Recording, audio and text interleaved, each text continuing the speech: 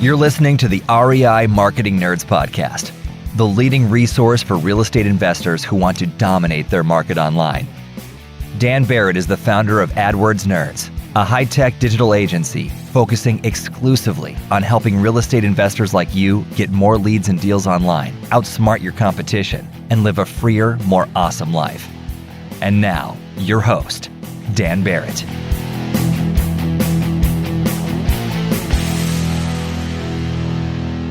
Hey guys, welcome back. You're listening to the second part of last week's episode. Let's jump back in. So if investing is a matter of removing emotions, or should say smart investing, I guess, right? Smart investing is a matter of removing emotions from the decision-making process. How do you go about ensuring that you do that? So something I'll make this personal, right? Like what I notice about myself is that I get excited about things.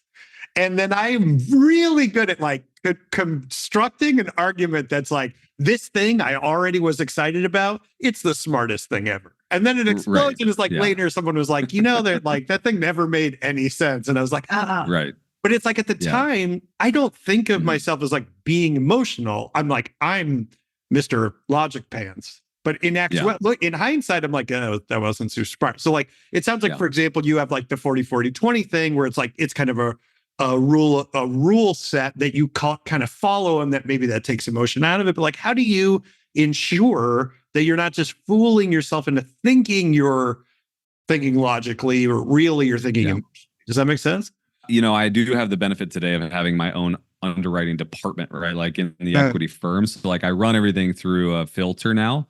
But let's go back to the days that I didn't have that, right? Because that's where the average investor is. They don't have a group of guys and a CFO that's going like, hey, this is a really stupid idea, And which is, by the way, the ones that you want are the ones that are like, this is a stupid idea. Like that's exactly. Yeah. This is horrible. What are you thinking? Yeah. But I'll tell you, like, to me, I would say that there's kind of a criteria for investing. Number one, if it takes me to make the investment perform, I believe you always, and this is an old adage, you always bet on the jockey, never the horse, right? What belief do I have in my ability to make this perform, right? So a lot of real estate investors, it's still on them. They still have to rehab that house. They still have to be the GC. They still have to be the GP in a multifamily deal. And so I, first of all, look at the jockey. Do I believe in the jockey? So now that we've gotten more into passive investing, I'm vetting the person. I'm not necessarily always vetting the deal.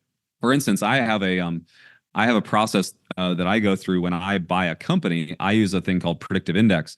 Predictive index is a people, it basically is analyzing the drives of people. I'll run an entire company through predictive index, put it on charts and graphs, because in the end, it's like, I believe that in the human capital that comes with everything, whether it's a real estate investment or a private equity investment, that humans make all of those things successful. And so, second of all, I then look at the deal, so it's really like four things I look at, right? Number one, I'm looking at the jockey, right?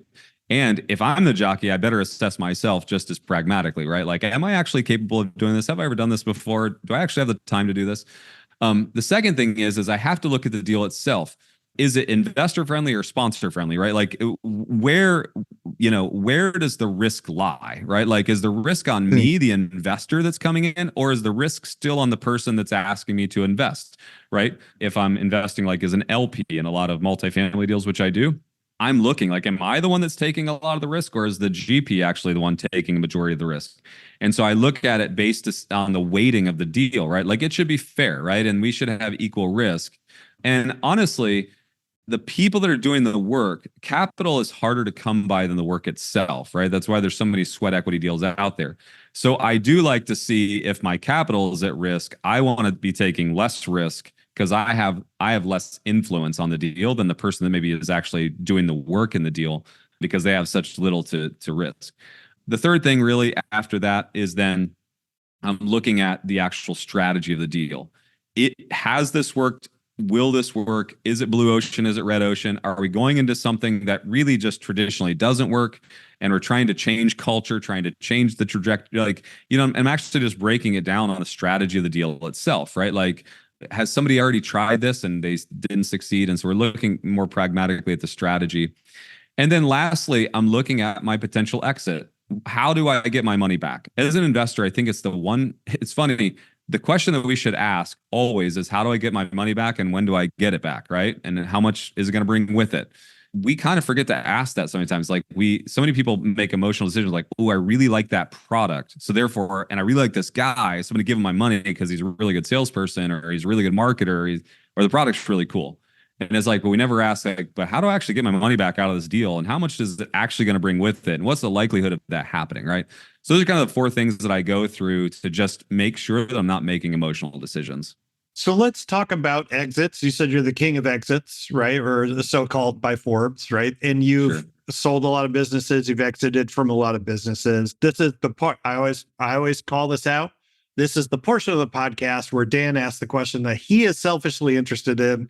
And I don't care if the audience is interested in it or not, but you should be, right? Because I have a business. I love my business, right? I love it. It's cool. I love it. But one of the things that I have thought about is I'm like, I don't understand how to remove myself from the business, because in many ways, the business is like built around my ideas and the way that I think. And so it's like one of these things where I always go back and forth. I'm like, maybe it's more of a practice. It's not really a business in that sense. And I go back and forth. So like one of the things that I've always thought about is like, we can make this more general here, but it's like, how do you structure a business so it is an exitable business, right? Like, how do you think about, either going into a business or starting a new business with the idea that at some point you might want to leave and you've got to structure it accordingly? Does that make sense? Absolutely. Years ago, I bought quite a few companies and I was at about 31 or 32 companies and I was operating in an operating system, right? Like a lot of operating systems are out there. And that operating system, I kept kind of bumping up against the ceiling of it, and decided that I would build my own operating system. So like, let's call it an operating model and an operating system, right? So we're not confusing it with like software, like a way of thinking, a way of operating my business. Okay. And when I began to build my own operating model and system, what I realized is that there's really like 5 phases of business. And because what I was trying to do is like, I had a company at the time that was like doing $400 million in top line revenue. And I had a brand new startup, tech company with like 2 employees, 0 revenue. Right. But I wanted to treat them the same, right? Like I wanted to treat them with like the same kind of like KPIs and language and growth trajectory. And so I was thinking like, how do I systemize business, right? Like, and what I found is there's 5 phases of business. I'll just walk you through those real quick. So like first phase is startup. Second phase is perseverance, because it's kind of like the pre-profit phase, like it's the grind. The next phase is viability, right? Like where you actually have a viable company, you could actually go on vacation, you actually make revenue, right? Then you have scale. Like then it's like, okay, what do I do after viability? Well, then I could potentially scale it. And then the 5th phase is really succession. What do I do with it once I've hit the ceiling of what I'm capable of? So in that process, once I built that framework, then I began to build pathways or roadmaps between each one of those phases, right? So this actually all exists in a company I built called the Empire Operating System now, and we got about 3,000 companies global on this system. And I really built it as a greasy wrench for me. Like I just wanted to pull these things out. Like, okay, this is where I'm at. What do I do? What's my tool? How do I interact? And I was trying to teach all my CEOs or leaders to operate without me, just like you're talking about, right? Yeah. Like, how do I get this place to, autonomy? Well, they had to operate on a system. So long story short, what I realized is I wasn't really preparing all these businesses. While I was preparing them for viability and potentially scale, I was never preparing them for succession.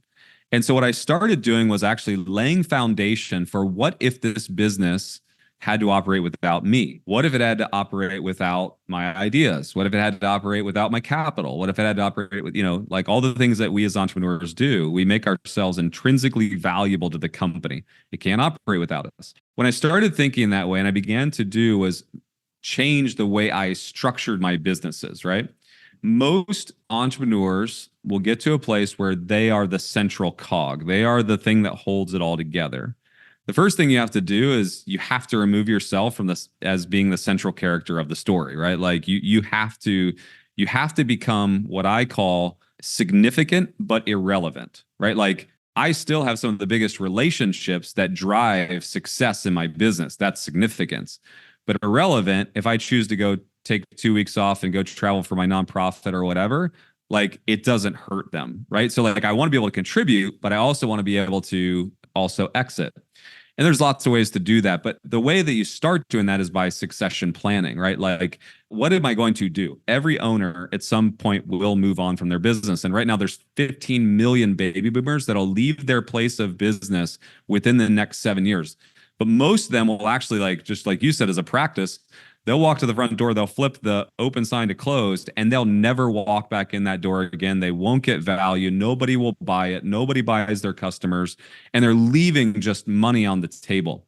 The reason I know that is because I'm buying baby boomers' businesses for pennies on the dollar right now because they don't care, because they don't know what to do with it, and they haven't planned for this moment. So I believe that part of your path to viability should be actually outlining what happens when I want to exit. What does it look like?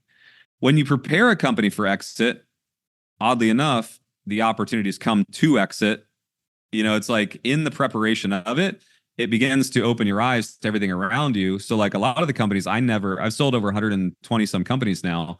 And it's like, I never intended to exit most of them, but I did prepare to exit them. And then in that preparation, it started helping me think through setting it up for the right people in the right seats, creating autonomy so I didn't have to be necessary in the business, or relevant in the business. It also made me think through how to capitalize it properly so it could go through bad times and it wasn't always dependent on me. It's like there's all these kind of steps. And we have a system that actually takes people through that because there's no one out there teaching what's the succession plan of your business. It's like there's a lot of people teaching you how to buy businesses. There's a lot of people teaching you how to sell businesses. There's very few people out there telling you, like, how do you prepare for the potential exit of your business?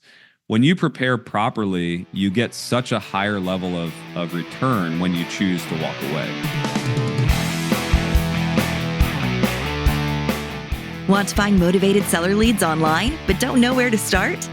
Download our free Motivated Seller Keyword Report today. AdWords nerds have spent over $5 million this year researching the most profitable keywords for finding motivated seller leads. And you can grab these exact keywords when you download our report at www.adwordsnerds.com/keywords. In the process of preparing a business to be saleable or exit, do you think that almost just like not by coincidence, but let's just say coincidentally, that is also a highly efficient way to run and grow a business? I think it's the only way. Yeah. I think it's the only way. Like what happens is it actually it's like, I love basketball, right? Like I am basketball fanatic. And the best advice I ever got was a shooting coach told me, it's not necessarily about your form. It's about your aim. Well, you're like, okay, yeah, no kidding.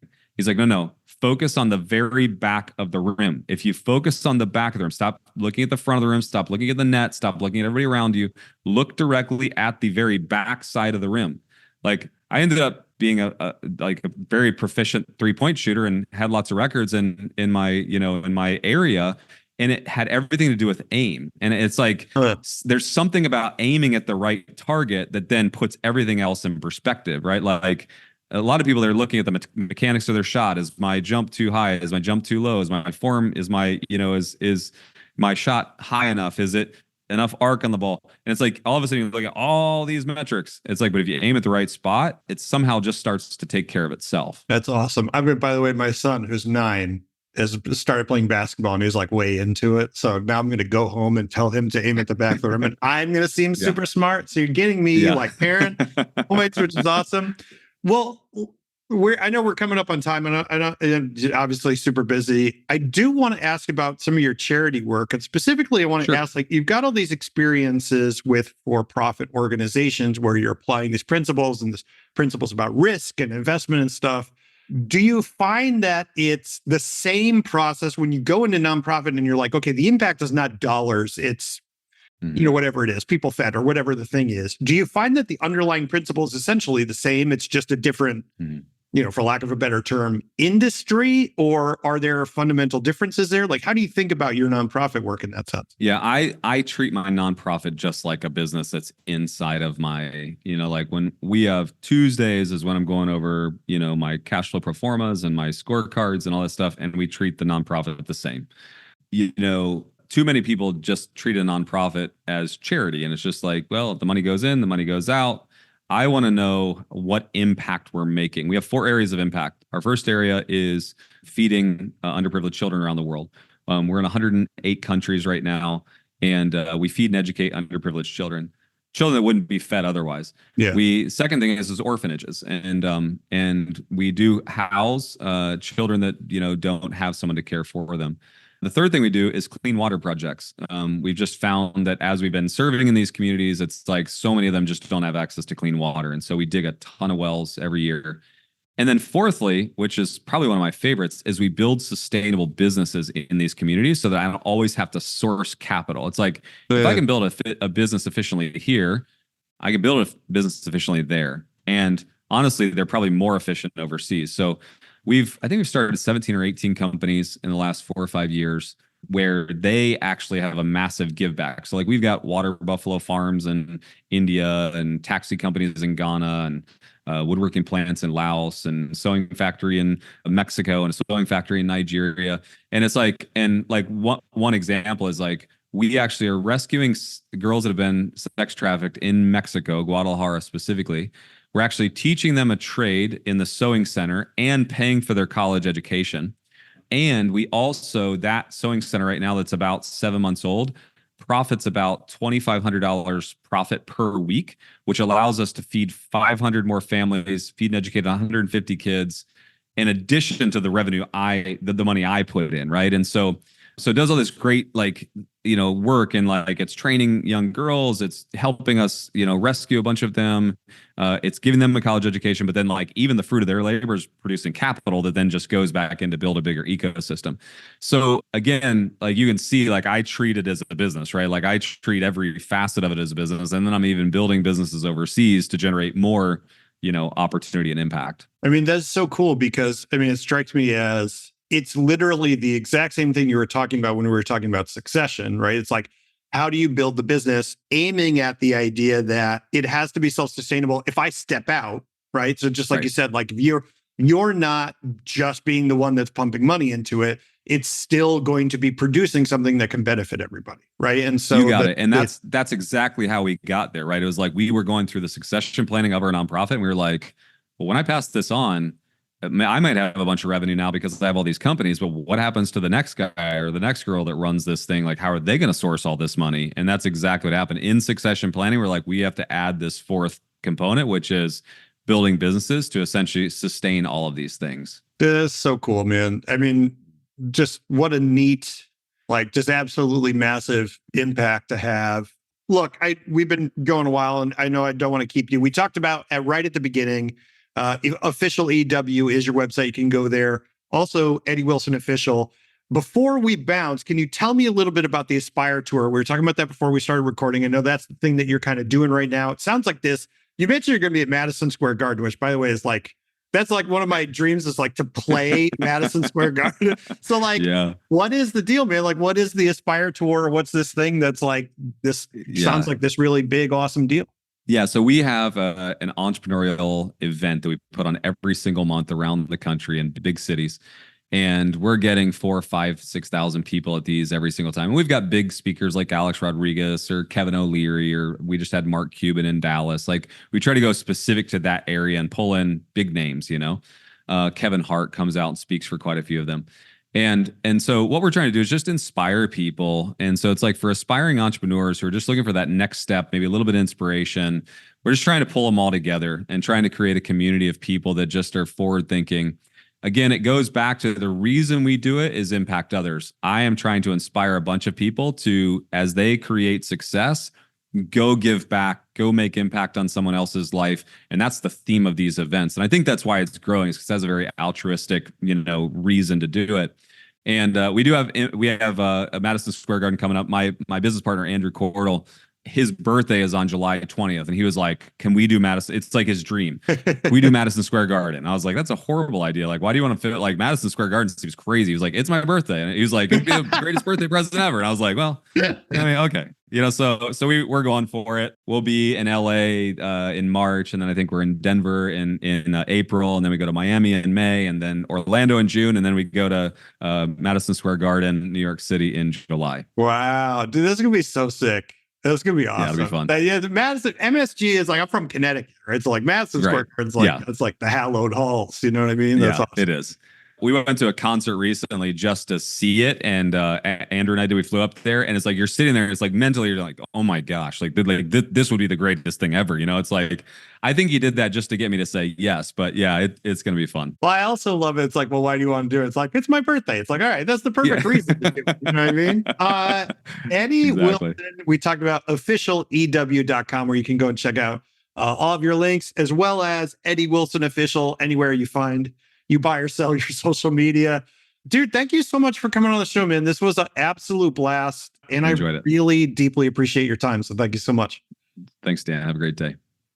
All right. That's going to do it for this week's episode of the REI Marketing Nerds podcast. We love having you here. Thank you so much for listening. I really, truly appreciate it. You can go and find all of our past episodes at AdWordsNerds.com. Just go up to the top where it says blog or podcast or whatever. You will find show notes. You will find links. You will find recordings, everything you need to know about all the past episodes of this show. Go check it out. We've been going for many years now. I got a lot of people in the bank, really incredible entrepreneurs and investors that you can learn from, just like I do. As I always say every week, I really appreciate you being here. Thank you for listening. Thank you for giving me your time. I really value that. And feel free to reach out anytime. Go to AdWordsNerds.com. Hit me up. I read every single email. All right, folks. I will talk to you next week. Have a great one. Cheers.